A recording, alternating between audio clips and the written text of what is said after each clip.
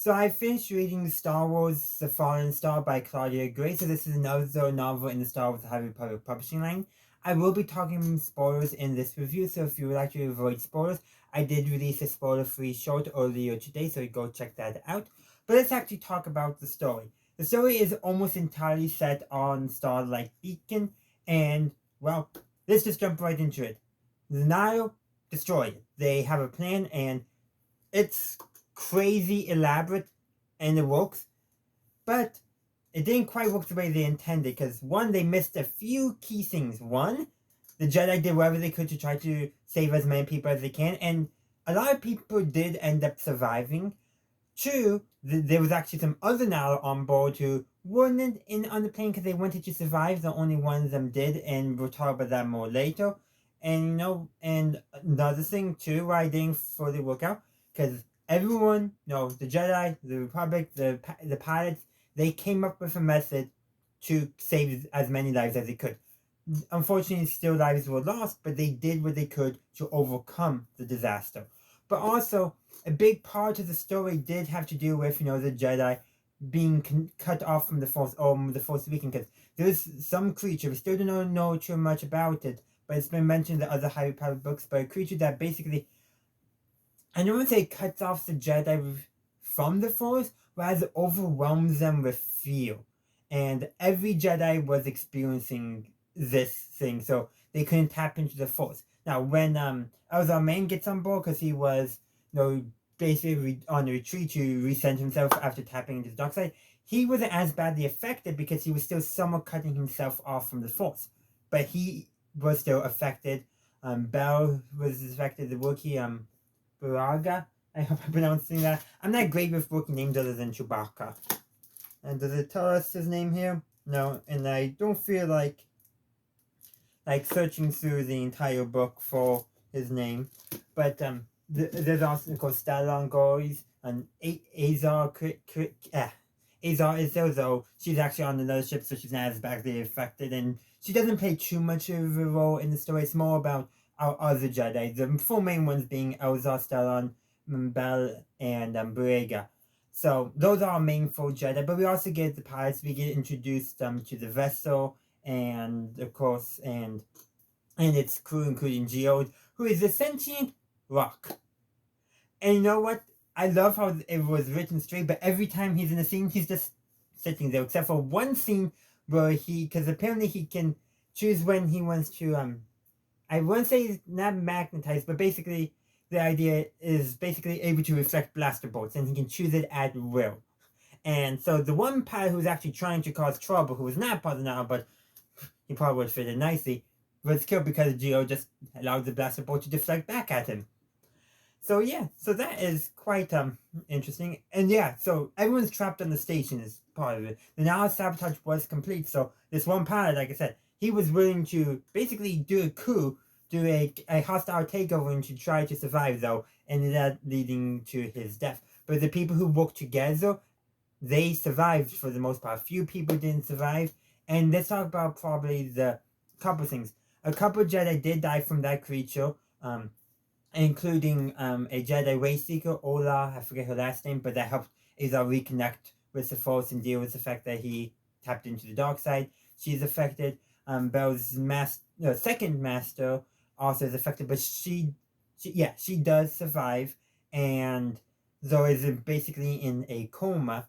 And then Boyega's master also is affected, and there's another Jedi who dies as well. But both Stalon and Indira, so Bell's master, have close encounters but survive. Though Indira is inside a coma, but there's a point where Bell creates a small explosive device to separate the medical tower from the rest of the station after the station split in half.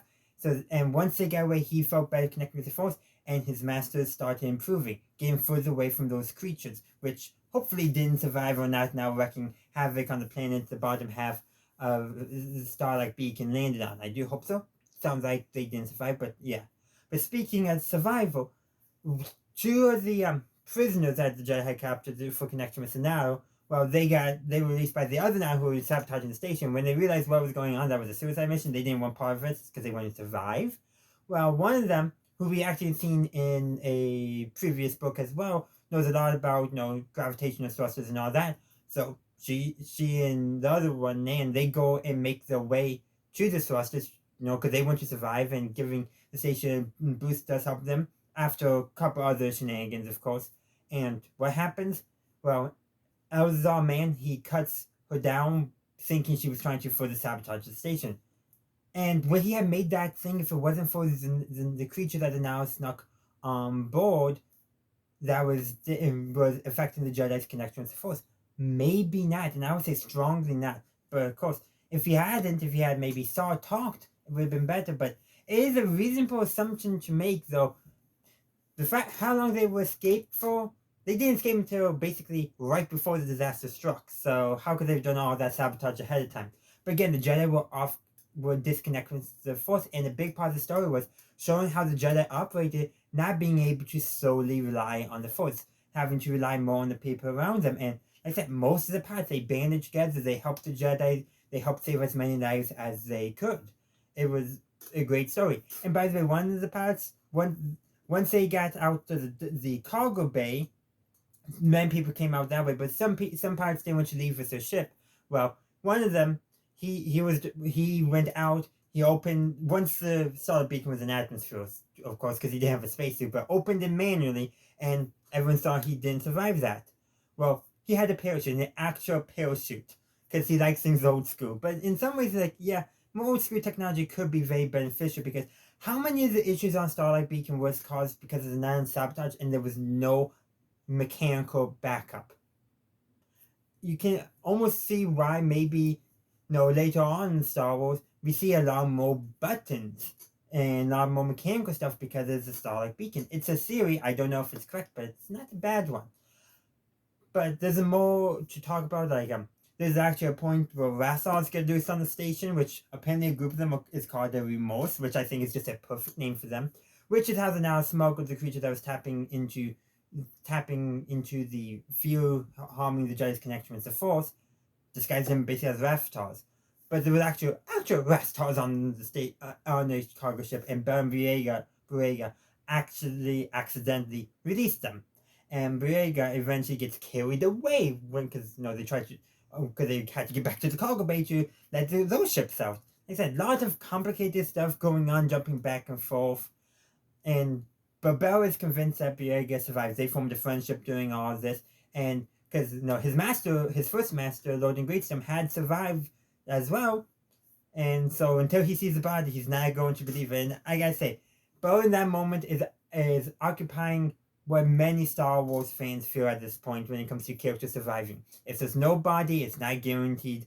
It's not a guaranteed death. A lot of Star Wars fans have that mentality, and you know what? It's very understandable, especially for characters connected with the Force. But I gotta say, Bell, he's definitely, I think I said this in my last High Republic review, but it's definitely the Miles O'Brien of the High Republic, because he is suffering more than any other character, it seems like. He loses his master, he loses his second master and goes into a coma, he gets injured, he gets a friend, but he loses his friend. He is made to suffer, apparently.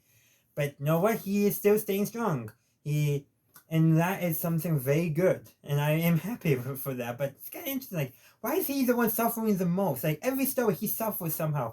Can he have one good break, please? But let's actually talk a little bit more about it now. Namely, Marchion Ro? I don't know how to actually pronounce his first name, but Ro, the Eye of the Now. He did this plan, and he sent 3 trusted now to do the sabotage on now to come back, and he's also replaced his entire crew except for his personal assistant with droids, because he doesn't want people backstabbing him. And his trusted assistant Sreya is the only one he actually trusts, because she's not that ambitious. I do wonder though if that could somehow come back to bite him. I mean, Grand Admiral Thrawn trusted Rook in Legends, and look what that got to him. I'm just saying it's probably not the case, but yeah. And also, we figure out how to now have such a good in on Republic intelligence. Apparently, Ro has romanced a Republic senator and has gotten information that way. Well, he's definitely planning around too to get what he wants. And he's definitely a schemer. I think Palpatine, I think I might have said this before, would be impressed. And there's a few other things, but really, the point of this book, The Fallen Star, I think boils down to a story where the Jedi can't rely on the Force to solve their problems, and they need to rely on everyone around them.